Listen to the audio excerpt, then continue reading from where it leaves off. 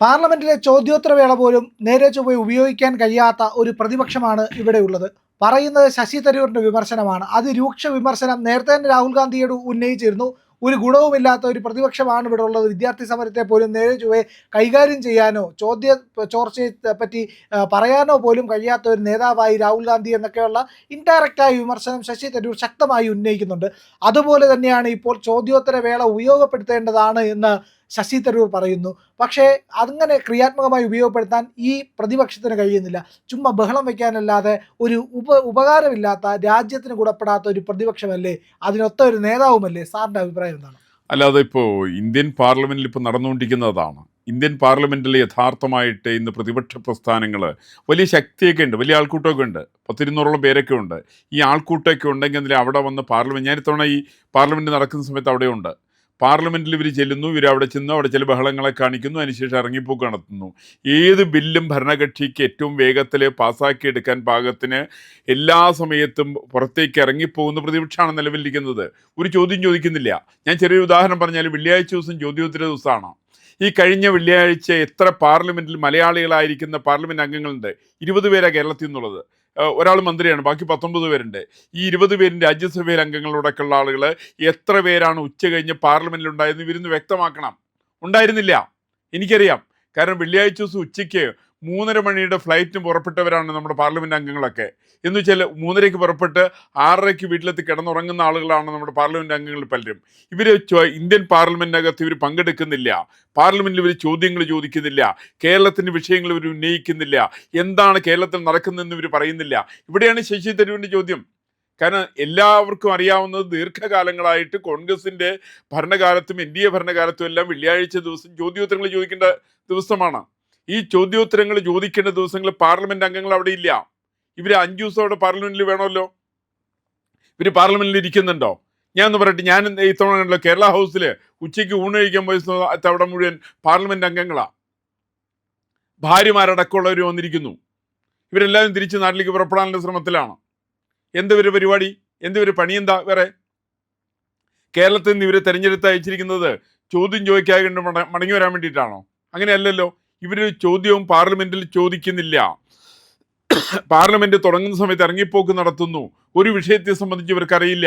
ഇവർക്ക് ഇംഗ്ലീഷ് ചോദിക്കാൻ പ്രയാസമുണ്ട്, വേണ്ട, ഇവർ മലയാളത്തിൽ ചോദിച്ചാൽ മതി. ഇപ്പൊ റഹീമും കുട്ടിയൊന്നും ഇംഗ്ലീഷിൽ സംസാരിക്കേണ്ട ആവശ്യമില്ല. ഇവർക്ക് ശുദ്ധ മലയാളത്തിൽ സംസാരിച്ചാൽ അത് ഹിന്ദിയിൽ കേൾക്കാൻ പാകത്തിന്, ഇംഗ്ലീഷിൽ കേൾക്കാൻ പാകത്തിന് ഇന്ത്യൻ പാർലമെന്റിൽ സംവിധാനങ്ങളുണ്ട്. ഈ സംവിധാനങ്ങളെ കൃത്യമായിട്ട് ഉപയോഗിക്കുന്നില്ല. എന്തൊക്കെയാണ് നമ്മുടെ നാടിന് ആവശ്യമുള്ളത് അത് ഇവർ ഉന്നയിക്കുന്നില്ല. എന്താ ഇവർ ചോദിക്കാത്തതിന്റെ കാരണം എന്താ? കാരണം ചോദ്യം ചോദിച്ചു കഴിഞ്ഞുള്ള പ്രശ്നം, നീറ്റ് പരീക്ഷയെക്കുറിച്ച് ഇവർ ചോദിച്ചാൽ അവർ PSC കുറിച്ച് അവർ തിരിച്ച് ചോദിക്കും. PSCയിൽ 4 പ്രാവശ്യമായി ചോദ്യ പേപ്പർ ചോർന്നിട്ടുണ്ട്. അത് ഉദ്യോഗാർത്ഥികളെ ബാധിക്കുന്ന വിഷയമാണ്. ഉദ്യോഗാർത്ഥികളോട് ആത്മഹത്യ ചെയ്തിട്ടുണ്ട്. ഇത്തരം വിഷയങ്ങളെക്കുറിച്ച് തിരിച്ചു ചോദിച്ചാൽ ഉത്തരം പറയാൻ സാധ്യമല്ലാത്ത രീതിയിലാണ് നമ്മുടെ മുഖ്യ പ്രതിപക്ഷത്തിന്റെ നിലപാടതാണ്. മുഖ്യ പ്രതിപക്ഷത്തിലുള്ള ഒരു വിഷയങ്ങൾ പഠിക്കുന്നില്ല, അവർ കാര്യങ്ങൾ മനസ്സിലാക്കുന്നില്ല. നാടിൻ്റെ പ്രത്യേകിച്ച് കേരള സംസ്ഥാനത്തിൻ്റെ അടിസ്ഥാനപരമായിരിക്കുന്ന ആവശ്യങ്ങളെ സംബന്ധിക്കുന്ന ഒരു ബോധവും ഇല്ലാത്തവരാണ് നമ്മുടെ പാർലമെന്റിലെ അംഗങ്ങൾ പലരും. അപ്പോൾ അതുകൊണ്ട് അവർക്ക് വിഷയം ഉന്നയിക്കാൻ പറ്റുന്നില്ല. അവർ യഥാർത്ഥത്തിൽ ചെയ്യേണ്ടത് എന്താ? അവർ മന്ത്രിമാരെ കാണണം, അവർ പാർലമെന്റിൽ പോകണം, പാർലമെന്റിൽ അവർ ചോദ്യങ്ങൾ ഉന്നയിക്കണം. നമ്മുടെ നാടിൻ്റെ സാമ്പത്തികമായിട്ടുള്ള സ്ഥിതിയെ സംബന്ധിച്ച് കൃത്യമായിട്ട് ഒരു പാർലമെന്റിനകത്ത് ബോധ്യപ്പെടുത്തണം, ഇവിടുത്തെ മന്ത്രിമാരെ ബോധ്യപ്പെടുത്തണം, അവരോട് ചോദ്യങ്ങൾ ചോദിക്കണം, നമുക്ക് കിട്ടുന്ന ആനുകൂല്യങ്ങൾ വാങ്ങിച്ചെടുക്കണം. ഇതൊക്കെ ചെയ്യേണ്ട പാർലമെന്റ് അംഗങ്ങളാണ്. അതിനുവേണ്ടി ഇവരെ തിരഞ്ഞെടുത്ത് അയച്ചിരിക്കുന്നത്. പക്ഷെ നിർഭാഗ്യവശാല് നമ്മുടെ പാർലമെന്റ് അംഗങ്ങൾ ഇത് പൂർണ്ണമായിട്ട് വിനിയോഗിക്കുന്നില്ല. അവിടെയാണ് ശശി തരൂരിന്റെ പ്രസക്തി. ശശി തരൂരിനെ പോലുള്ള സാമാന്യ വിവരമുള്ള, സാമാന്യ ബോധമുള്ള, വിഷയങ്ങളെ പഠിക്കുന്ന ഒരാൾ പറയുന്നത്, എന്ത് രാഷ്ട്രീയമായിക്കൊള്ളട്ടെ, അദ്ദേഹം പറയുന്നത് ചോദ്യോത്തര വേളകള് നമ്മൾ ബഹിഷ്കരിക്കാൻ പാടില്ല. ചോദ്യോത്തര വേളകളിൽ പാർലമെന്റിൽ അംഗങ്ങൾ ഉണ്ടായിരിക്കണം, അവര് ചോദ്യങ്ങൾ ചോദിക്കണം. ഈ ചോദ്യങ്ങൾ ചോദിക്കാത്ത ഭൂരിപക്ഷം പേരും പ്രതിപക്ഷത്തിന്റെ അംഗങ്ങളാണ്. ബാക്കി ഭരണകക്ഷിയിൽപ്പെട്ടവർക്കൊക്കെ അവിടെ നോട്ടീസ് കൊടുത്തിട്ടുണ്ട്. ഭരണകക്ഷി അവർ പറഞ്ഞ്, നിങ്ങളൊക്കെ പാർലമെന്റിൽ തന്നെ ഇരിക്കണം, നിങ്ങളുടെ വിഷയങ്ങൾ നിങ്ങൾ അവതരിപ്പിക്കണം. അങ്ങനെ നിങ്ങളുടെ വിഷയങ്ങൾ നിങ്ങൾ അവതരിപ്പിച്ചാൽ നിങ്ങളുടെ പാർലമെന്റ് മണ്ഡലത്തിന് വേണ്ട പ്രയോജനപ്രദമായിരിക്കുന്ന കാര്യങ്ങൾ നിങ്ങൾക്ക് ഉന്നയിക്കാൻ അവസരം കിട്ടും. അവരത് ഉന്നയിക്കുന്നുണ്ട്. ഇവിടെ കേരളത്തിൽ നിന്ന് പോകുന്നവരടക്കമുള്ള നമ്മുടെ പ്രതിപക്ഷ പ്രസ്ഥാനങ്ങളാരും ഇത്തരം കാര്യങ്ങൾ ഉന്നയിക്കുന്നില്ല. മറിച്ച് നമുക്ക് സാധാരണ ഇതിൽ ചെയ്യേണ്ട ഒരാൾ പ്രതിപക്ഷ നേതാവാണ്. എന്താ പ്രതിപക്ഷ നേതാവിൻ്റെ നിലവാരം എന്താണ്? പ്രതിപക്ഷ നേതാവ് ഇന്ത്യൻ പാർലമെന്റിലേക്ക് വരുന്നത് ഇടയ്ക്കിടയ്ക്ക് ചില മറ്റേ വാവിന് സംക്രാന്തിക്കൊക്കെ മാത്രം പാർലമെന്റിലേക്ക് വരുന്ന ആളാണ്. അദ്ദേഹം പാർലമെന്റിലേക്ക് വരുന്ന അദ്ദേഹത്തിന് ഇന്ത്യയുടെ വിഷയങ്ങൾ അറിയില്ല. ഇത്തരം കാര്യങ്ങളെ സംബന്ധിച്ച് അദ്ദേഹം പഠിക്കുന്നില്ല. പാർലമെന്റ് സെഷൻ കഴിഞ്ഞാൽ ഇപ്പോൾ 13-ാം തീയതി പാർലമെന്റ് സെഷൻ കഴിയും. ഈ ആഗസ്റ്റ് 15-ന് 2 ദിവസം മുമ്പ് മിക്കവാറും പുള്ളി അത് കഴിഞ്ഞാൽ 14-ാം തീയതി പുള്ളി ചിലപ്പോൾ പട്ടായക്ക് പോകും. അപ്പൊ ഈ കേരളത്തില് അല്ലെങ്കിൽ യൂറോപ്പിലേക്ക് പര്യടനം നടത്തും. അദ്ദേഹം ജോർജ് സോറോസിനെ കണ്ടുവരും. ഇദ്ദേഹത്തിന് അമേരിക്കയിലേക്ക് പോകേണ്ടി വരും. ഇത്യാദി കാര്യങ്ങൾ ഉള്ളതിന്റെ പേരിൽ ഇന്ത്യയിലെ പ്രധാനപ്പെട്ട ഒരു വിഷയത്തെ സംബന്ധിച്ച് ഇവർക്ക് അറിഞ്ഞുകൂടാ. ഞാൻ ചെറിയ ഉദാഹരണം പറഞ്ഞാല്, നീറ്റ് പരീക്ഷയുടെ ഭാഗമായിട്ട് വിദ്യാർത്ഥികൾ സമരം നടത്തി. എന്തായിരുന്നു പ്രതിപക്ഷത്തിന്റെ നിലപാട്? ആ ചർച്ചയിൽ രാഹുൽ ഗാന്ധിക്ക് പങ്കുണ്ടായിരുന്നോ? മല്ലികാർജുൻ ഖാർഗെക്ക് പങ്കുണ്ടായിരുന്നോ? ജയറാം രമേശിന് പങ്കുണ്ടായിരുന്നോ? കോൺഗ്രസിലെ ഏതെങ്കിലും നേതാക്കന്മാർക്ക്, കേരളത്തിൽ എം പിമാരടക്കമുള്ളവരുടെ ജന്തർ മന്ത്രി പോയിട്ട് കിടന്നിട്ടുള്ള ചില ആളുകളൊക്കെ ഉണ്ടല്ലോ, ഇവർക്കൊക്കെ എന്തായിരുന്നു പങ്കുണ്ടായിരുന്നത്? ഈ ചർച്ചയിൽ ഇവരെ ആരെങ്കിലും പങ്കെടുപ്പിച്ചിരുന്നോ? ഇവരാരെങ്കിലും ചർച്ചയിൽ സംസാരിച്ചിരുന്നോ? ഈ വിഷയങ്ങളെ സംബന്ധിച്ച് ഇവർ ആരോടെങ്കിലും സംസാരിച്ചിട്ടുണ്ടോ? ഇവർ സംസാരിക്കുന്ന ആകെപ്പാടെ കേരളത്തിലെ ചില മാധ്യമങ്ങളോടാ, മരമുറി ചാനലിനോട്, ഏഷ്യാനെറ്റിനോട്, മാതൃഭൂമിയോട്, മനോരമയോട്, മീഡിയ വണ്ണിനോട്, ഇവരൊക്കെ സംസാരിച്ച് ഞങ്ങൾ പാർലമെന്റിൽ ആനയാക്കി പൂനയാക്കി എന്നൊക്കെ പറഞ്ഞ് തിരിച്ചു വന്നിട്ട് അവിടെ വലിയ സമരമായിരുന്നു എന്നൊക്കെ പറഞ്ഞ് തിരിച്ചു വന്ന് പറയുന്നൊരു പ്രകൃതമാണ് കേരളത്തിലെ പാർലമെന്റ് അംഗങ്ങൾക്കുള്ളത്. ഞാൻ ഇവരുടെ ചോദിക്കുകയാണ്, ധൈര്യമുണ്ടെങ്കിൽ നെഞ്ചത്ത് കൈവച്ച് നമ്മുടെ പാർലമെന്റ് അംഗങ്ങൾ പറയൂ, നിങ്ങൾ കേരളത്തിന്റെ വിഷയങ്ങൾ പാർലമെന്റിൽ അവതരിപ്പിച്ചിട്ടുണ്ടോ? നിങ്ങൾ ചോദ്യങ്ങൾ ചോദിച്ചതിന് കണക്ക് പറയുക. ഇപ്പൊ അവസാനത്തെ ആഴ്ചയില് വെള്ളിയാഴ്ച ദിവസം 3:30 മണിക്ക് ഫ്ലൈറ്റിൽ അവിടെ നിന്ന് പോരാത്ത എത്ര അംഗങ്ങളുണ്ട്? ഉച്ചയ്ക്ക് ശേഷം ഏതൊക്കെ പാർലമെന്റ് അംഗങ്ങള്, മലയാളികളായിരിക്കുന്ന പാർലമെന്റ് അംഗങ്ങള് പാർലമെന്റിൽ ഉണ്ടായി എന്നുള്ളൊരു വ്യക്തമാക്കണം. ഉണ്ടായില്ല എന്ന് എനിക്ക് തീർത്തു പറയാൻ സാധിക്കും. ഞാൻ നേരിട്ട് കണ്ടിട്ടുള്ളവരുണ്ട്. കേരള ഹൗസിൽ നിന്ന് ഉച്ചയ്ക്ക് 2 മണിക്ക് ഊണ് കഴിക്കുന്ന 1 മണിക്ക് മുമ്പായിട്ട് പാർലമെന്റിൽ ഇറങ്ങിയിട്ട് ഭാര്യാസമേതന്മാരായിക്കൊണ്ട് കേരള ഹൗസിൽ നിന്ന് ഊണ് കഴിക്കുന്ന കേരളത്തിന്റെ പാർലമെന്റ് അംഗങ്ങൾ നേരിട്ട് കണ്ട ആളാണ് ഞാൻ. ഇത് വെച്ച് ഇവർക്ക് ഒരു പങ്കുമില്ല. അവർ 3:30 ഫ്ലൈറ്റ് പോരാനുള്ള തത്രപ്പാടില്ല. എന്നോട് ഇന്ന് സംസാരിച്ച ചില പാർലമെന്റ് അംഗങ്ങളുണ്ട്. അവർ തന്നെ പറഞ്ഞത് 3:30 മണിക്ക് ഫ്ലൈറ്റ് ആണ്, പോട്ടെ എന്നാണ്. അപ്പൊ ഈ തരത്തിൽപ്പെട്ട പാർലമെന്റ് അംഗത്തിന്റെ ആനുകൂല്യങ്ങൾ മുഴുവൻ കൈപ്പറ്റിക്കൊണ്ട് മലയാളത്തിന്റെ, കേരളത്തിന്റെ യഥാർത്ഥമായിട്ടുള്ള വിഷയങ്ങൾ അവിടെ അവതരിപ്പിക്കാൻ ഇവർക്ക് സാധിക്കുന്നില്ല. ഒരു പ്രതിപക്ഷ പ്രസ്ഥാനം ചെയ്യേണ്ട ദൗത്യം എന്താണെന്ന് ഇവർക്ക് കൃത്യമായിട്ട് അറിയില്ല. ഇവരെ പഠിപ്പിക്കാൻ വേണ്ടിയിട്ട് രാഹുൽ ഗാന്ധിക്ക് അറിയില്ല.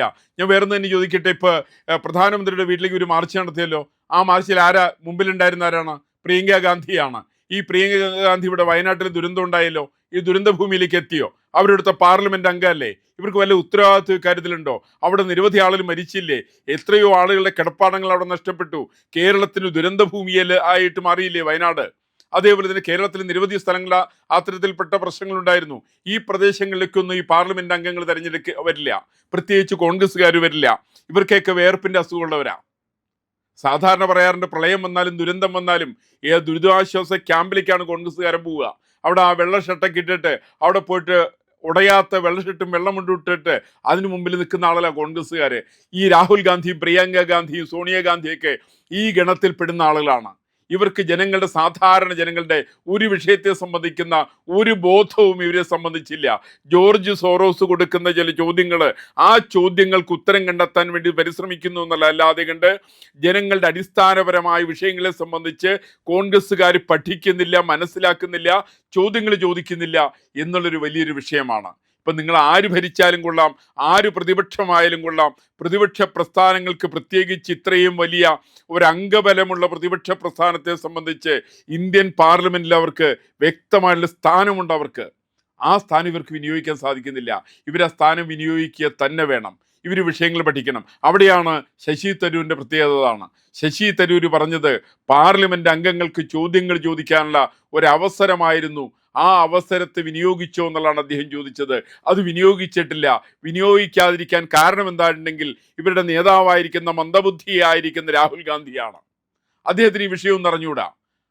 അദ്ദേഹത്തിന്റെ ധാരണ എന്താ വെച്ചാൽ അദ്ദേഹം ചെറുപ്പക്കാരനാണ്, വയസ്സ് 58 59 എങ്ങാണ്ടായി, വാർദ്ധക്യത്തിലേക്ക് കാലെടുത്ത് വെക്കുന്ന ആളാണ്. ആ തരം ചില ആളുകൾ വിഷയങ്ങൾ പഠിക്കാതെ കണ്ട് ഇന്ത്യൻ പാർലമെന്റിനെ തന്നെ ഏറ്റവും ബലഹീനമാക്കുന്ന ഒരു സാഹചര്യമാണ് നിലവിലിരിക്കുന്നത്.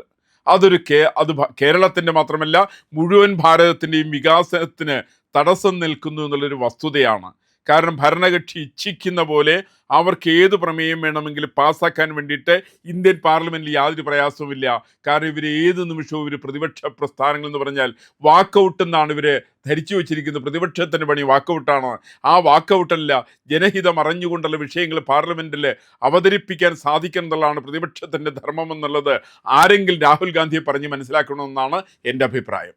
പ്രിയപ്പെട്ട പ്രേക്ഷകരെ, ഞങ്ങൾ ഇന്ത്യ ലൈവ് പതിവുപോലെ നമ്മൾ പറയുകയാണ്, മാധ്യമങ്ങളിൽ വരാത്ത, മറ്റു മാധ്യമങ്ങൾ പറയാത്ത വാർത്തകളാണ് നിങ്ങളുടെ മുന്നിലേക്ക് കൊണ്ടുവരുന്നത്.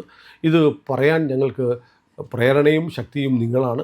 നിങ്ങൾ ഞങ്ങളുടെ കൂടെ ഉണ്ടാവണം. ഞങ്ങളുടെ ചാനൽ സബ്സ്ക്രൈബ് ചെയ്യണം.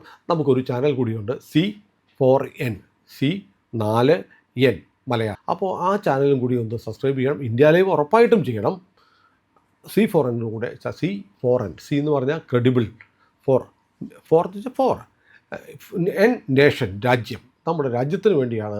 രാജ്യം വിട്ട് ഒരു കാര്യവും ഇന്ത്യ ലൈവിനില്ല. അതുകൊണ്ട് ഞങ്ങളുടെ കൂടെ ഉണ്ടാവണം എന്നുകൂടി അഭ്യർത്ഥിക്കുന്നു.